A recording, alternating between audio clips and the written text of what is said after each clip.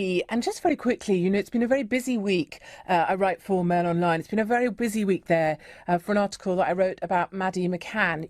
It seems to me it's one of those subjects we've never been allowed to speak about. We're not really allowed, in my personal view, to speak about Madeleine McCann. When I used to write for a different newspaper, I often asked to speak about Maddie or write about Maddie, and I was never allowed. I was told I wouldn't be taking the story forwards.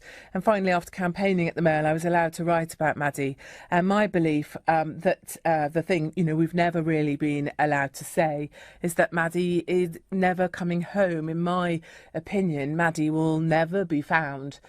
For me, I believe, no amount of money and no amount of libel action will ever cancel out the damage that the McCanns have brought and inflicted upon themselves. I've always said, I don't believe we should have spent £11 million, for example, to look for Maddie, and I do not believe we've seen an equal treatment. A man was charged for leaving his daughter in a car for 2 minutes while he raced into a chemist to get Calpol for her. He was charged with that offence, and I do believe if the McCanns had come from a council estate, we would have seen them treated very differently to the way that they have been treated over this.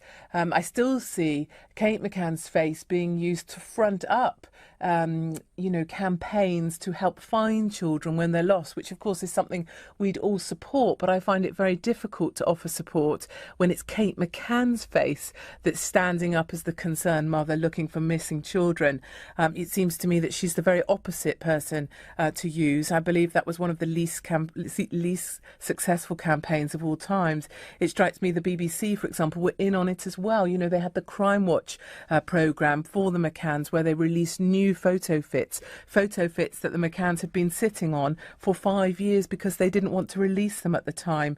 It strikes me, speaking very openly here on national radio, live on the radio, the McCanns were the ones that put their children in harm's way. They were the ones that went out for dinner and left their children without a babysitter. For me, I've always said the blame must sit with Kate and Jerry McCann. I have no problem with saying that either.